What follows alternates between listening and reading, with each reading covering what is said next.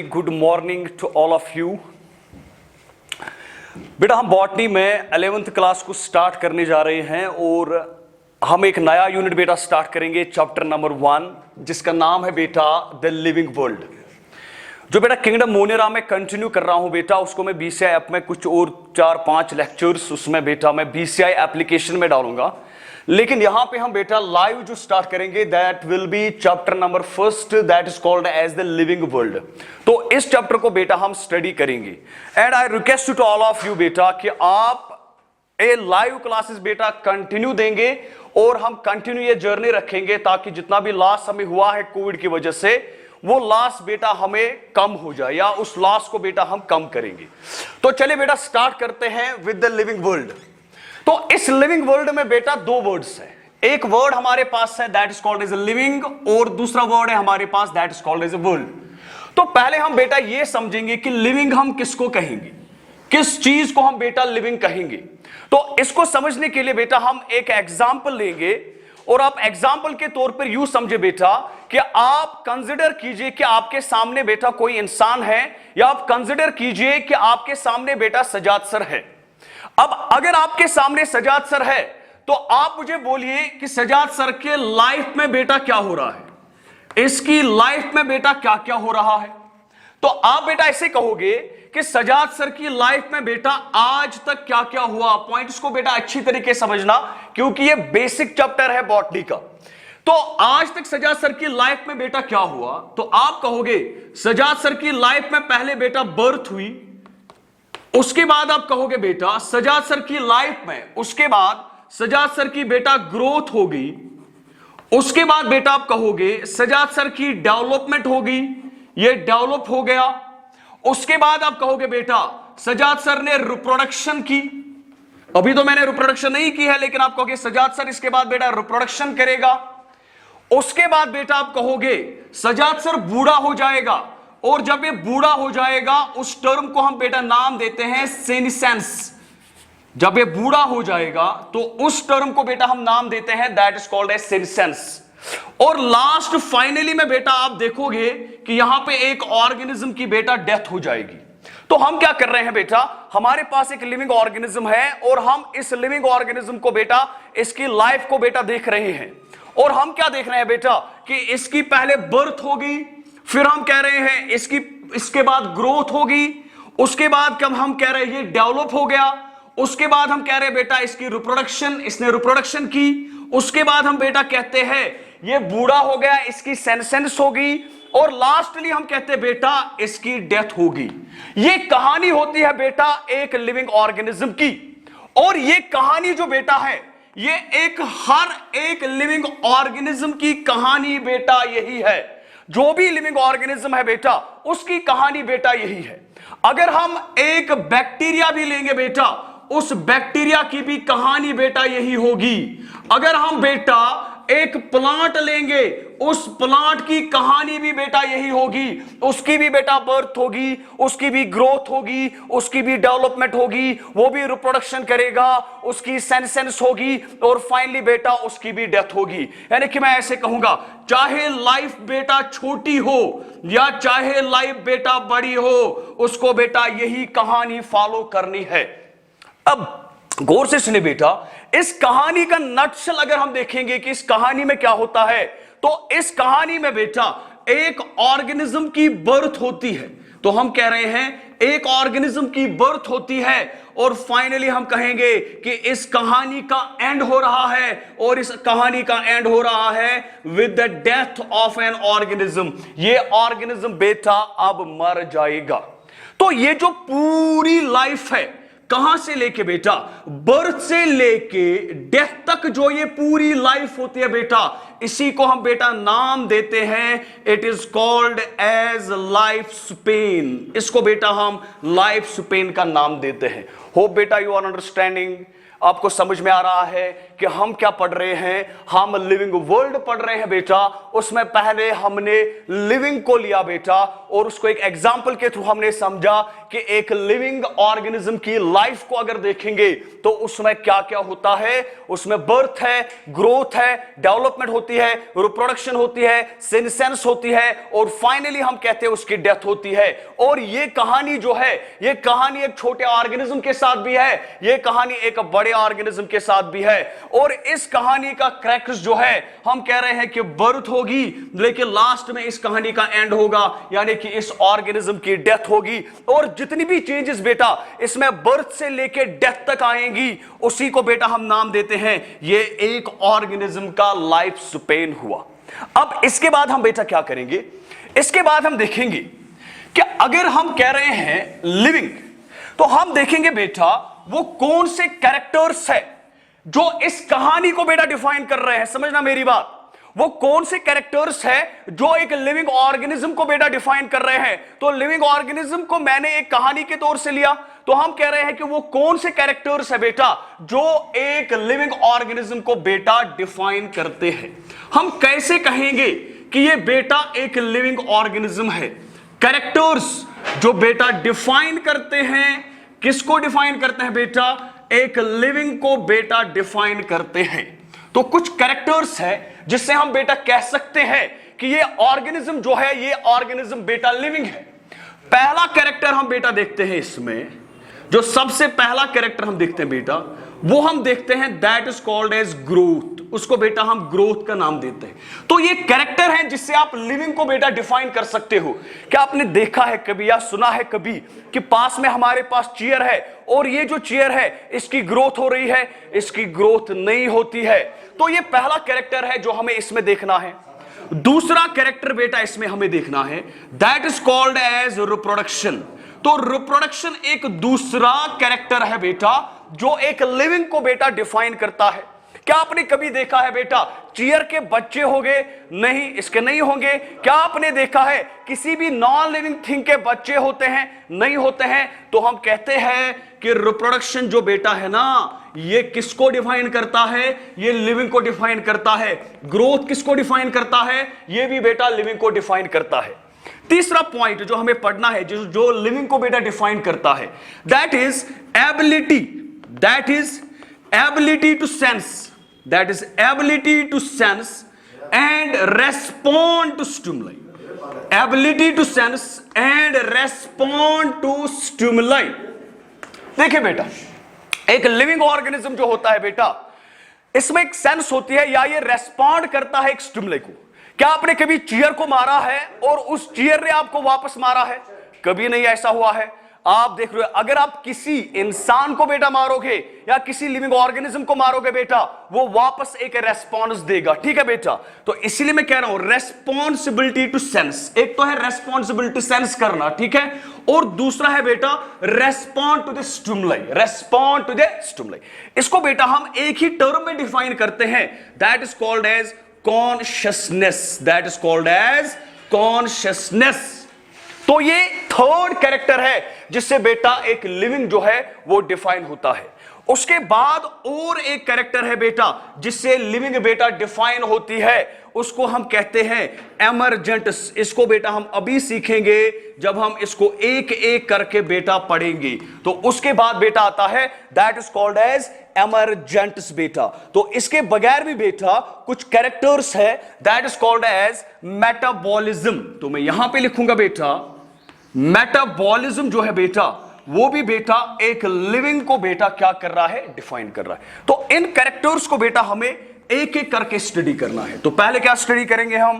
पहले हमें ग्रोथ को स्टडी करना है, फिर रिप्रोडक्शन को स्टडी करना है, ability to sense and respond to stimuli, उसके बाद कॉन्शियसनेस और उसके बाद एमरजेंट्स बेटा, इसको हम आगे देखेंगे। मेटाबॉलिज्म देखना है और एक आता है that is called as cell organisation. That is called as cell organisation. तो इन चीजों को बेटा हमें एक एक करके पढ़ना है और एक एक करके बेटा इनको हमें देखना है। तो रेस्पॉन्ड दीजिए मुझे बेटा कि क्या आप अभी तक इसको अंडरस्टैंड कर रहे हो बेटा कि हम क्या कर रहे हैं और हम लिविंग वर्ल्ड में बेटा क्या पढ़ रहे हैं। क्लियर बेटा? तो अब हम इनको एक एक करके बेटा स्टडी करेंगे। तो पहले हम बेटा स्टडी करेंगे that is called as cell organisation. उसके बाद बेटा हम स्टडी करेंगे मेटाबॉलिज्म को। उसके बाद बेटा हम स्टडी करेंगे ग्रोथ को।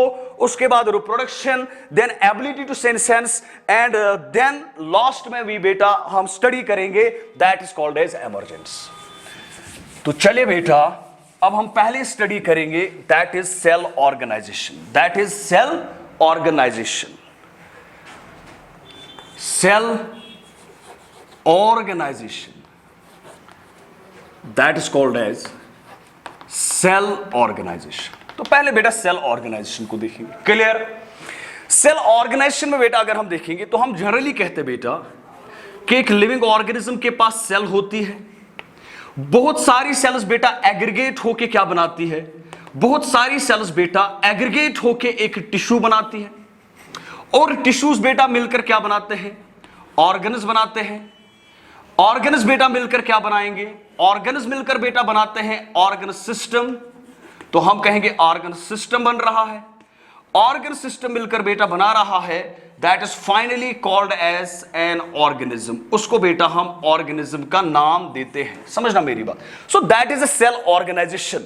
अगर जनरली मल्टीसेलुलर ऑर्गेनिज्म की बात करेंगे तो हम कहेंगे उनमें सेल होती है, सेल के बाद टिश्यू बनेगा, टिश्यू के बाद ऑर्गन्स बनेंगे, ऑर्गन सिस्टम बनेगा, और फाइनली बेटा एक ऑर्गेनिज्म बनेगा।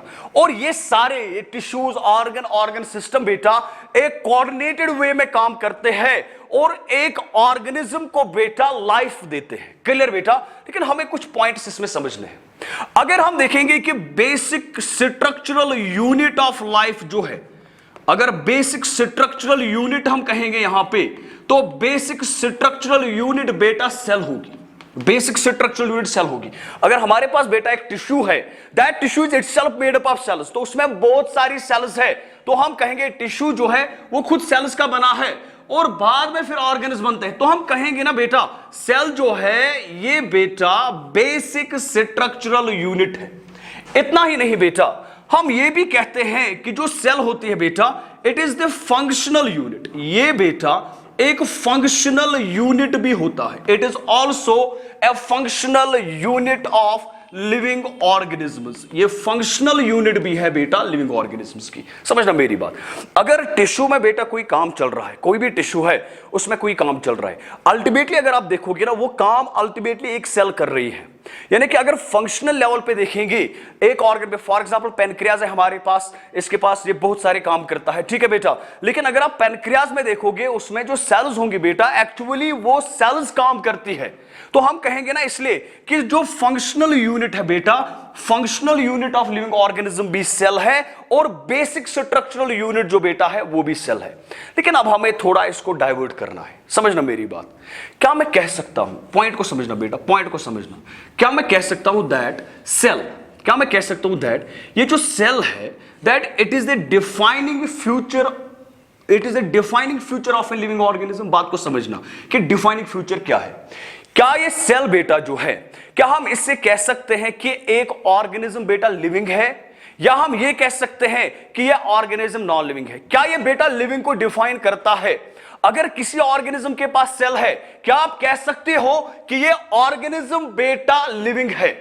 उस चीज को बेटा उसको हम नाम देते हैं that is called as a defining feature. That is called as defining feature. ये पॉइंट बेटा बहुत ही इंपॉर्टेंट है, ये बेटा नीट में आता है। अगर मैंने यहां पे पहला कैरेक्टर लिया दैट इज सेल ऑर्गेनाइजेशन, अब मैं कह रहा हूं बेटा क्या सेल से मैं डिफाइन कर सकता हूं कि ये ऑर्गेनिज्म लिविंग है या नहीं है? क्या मैं सेल से डिफाइन कर सकता हूं ये ऑर्गेनिज्म लिविंग है या नहीं है? तो इसके लिए हमें पहले देखना है डिफाइनिंग फीचर हम किसको कहेंगे। याद रखिए बेटा ये बहुत ही इंपॉर्टेंट है। डिफाइनिंग फीचर हम किसको कहेंगे? डिफाइनिंग फीचर हम उसको कहेंगे अगर वो बेटा सिर्फ लिविंग ऑर्गेनिज्म्स में प्रेजेंट होगा विदाउट एनी एक्सेप्शन। समझना मेरी बात? यानी कि डिफाइनिंग फ्यूचर वो फ्यूचर होगा जो सिर्फ लिविंग ऑर्गेनिज्म में प्रेजेंट होगा विदाउट एनी एक्सेप्शन। तो पहले मैं लिखूंगा डिफाइनिंग फीचर हम उसको कहेंगे it must be present, it must be present in living organisms. It must be present in living organism. ये बेटा लिविंग ऑर्गेनिज्म में प्रेजेंट होना चाहिए without any exception, without any exception, किसी एक्सेप्शन के बगैर बेटा ये फीचर या जो भी हम लेंगे बेटा वो लिविंग ऑर्गेनिज्म में प्रेजेंट होना चाहिए। फॉर एग्जांपल अगर हम सेल लेंगे बेटा, ये सेल सिर्फ लिविंग ऑर्गेनिज्म में प्रेजेंट होनी चाहिए, ठीक है, विदाउट एनी एक्सेप्शन, कोई किसी एक्सेप्शन के बगैर। दूसरा पॉइंट डिफाइनिंग फीचर में पहला है ये प्रेजेंट होना चाहिए सिर्फ लिविंग ऑर्गेनिज्म में विदाउट एनी एक्सेप्शन।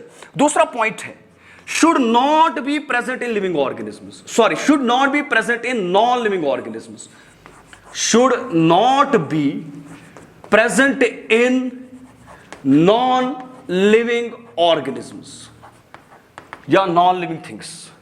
तो ये बेटा प्रेजेंट होना चाहिए living organism without any exception, और बेटा ये नॉन लिविंग ऑर्गेनिज्म में प्रेजेंट नहीं होना चाहिए। अब हम बेटा इसकी एनालिसिस करेंगे। क्या सेल बेटा हम कहेंगे that it is the defining feature of living और it is not the defining feature of living.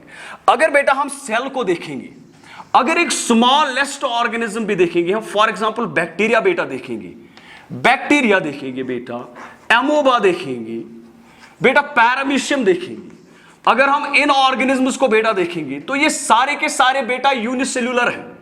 तो मैं आपसे कह रहा हूं बेटा ये सारे के सारे बेटा यूनिसेल्युलर है, तो ये एक ही सेल के बने हैं और इनमें यही सेल बेटा ग्रोथ भी दिखाएगी, यही सेल बेटा एक्सक्रीशन भी दिखाएगी, यही सेल बेटा रेस्पिरेशन भी दिखाएगी, और यही सेल बेटा आप देखोगे यही सेल बेटा रिप्रोडक्शन भी करेगी, यही सेल बेटा रिप्रोडक्शन भी करेगी।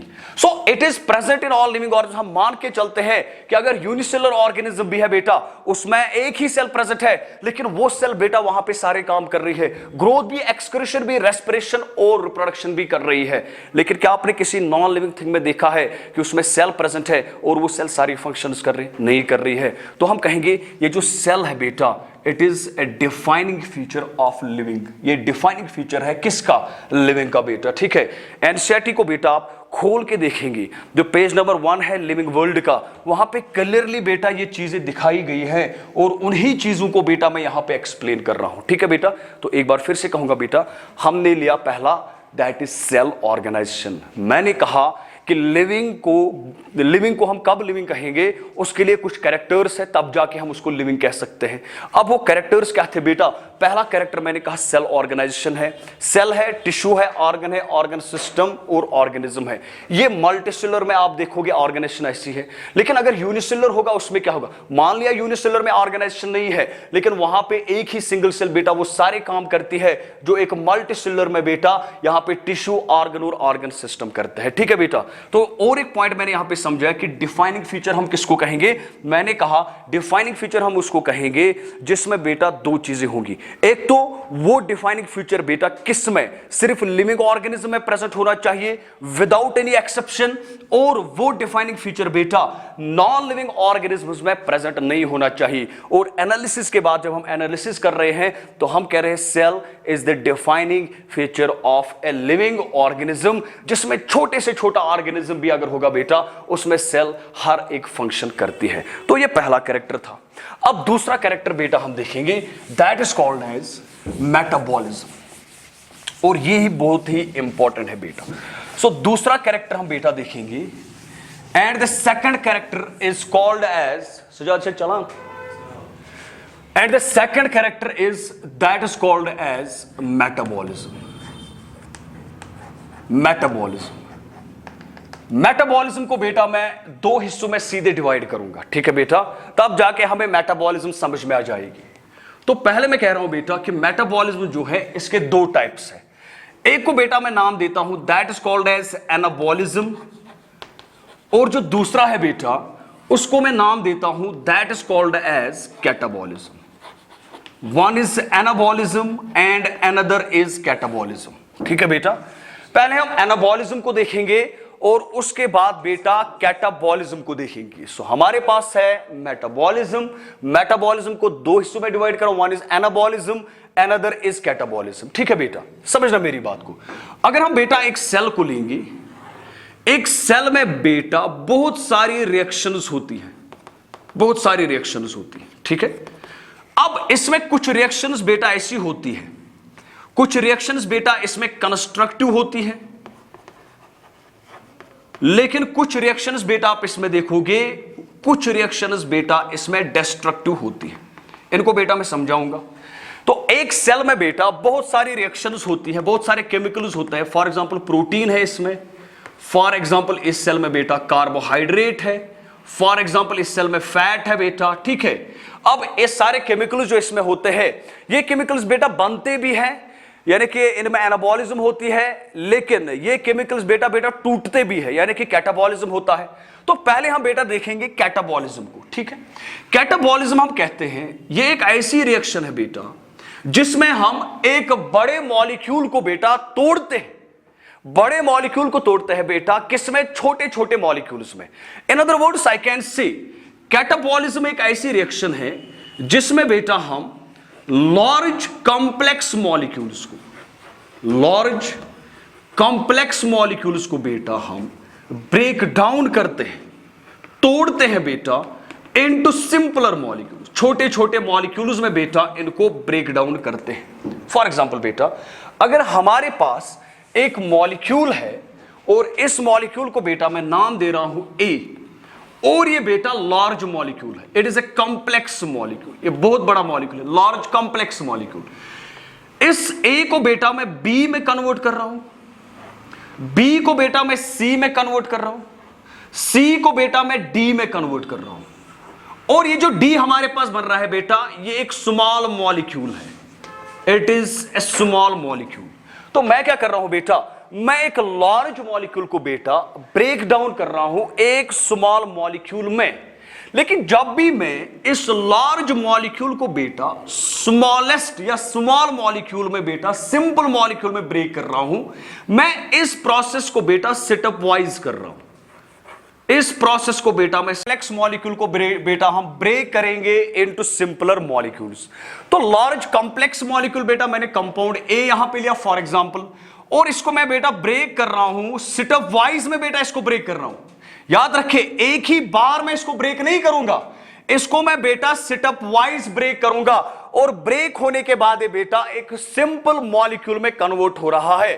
तो पहला पॉइंट ये है कि जब भी कैटाबॉलिज्म होगा, कैटाबॉलिज्म में बेटा रिएक्शन जो होंगी, जो लार्ज कॉम्प्लेक्स मॉलिक्यूल को हम ब्रेक डाउन करेंगे बेटा उसको हम सेटअप वाइज में ब्रेक करेंगे। फॉर एग्जांपल दिम कौशल पे गवर्नमेंट एग्जांपल, अगर इस का मकान आस नहनाउन सो मकान नहनाओ स्टेप वाइज। गोडनेथ वारो गोबर में पश, ठीक है, गोड सुनोस टीन अलग, पत सुनोस देवार अलग, पत सुनो तम पे लकड़ आस तथ में सकड़ो अलग। सो इसलिए बेटा हम क्या कह रहे हैं कि कैटाबॉलिज्म जो है ब्रेक डाउन प्रोसेस है, लार्ज मॉलिक्यूल को स्मॉल मॉलिक्यूल में बेटा ब्रेक डाउन करेंगे। क्लियर? अब ये प्रोसेस बेटा स्टेप वाइज होती है।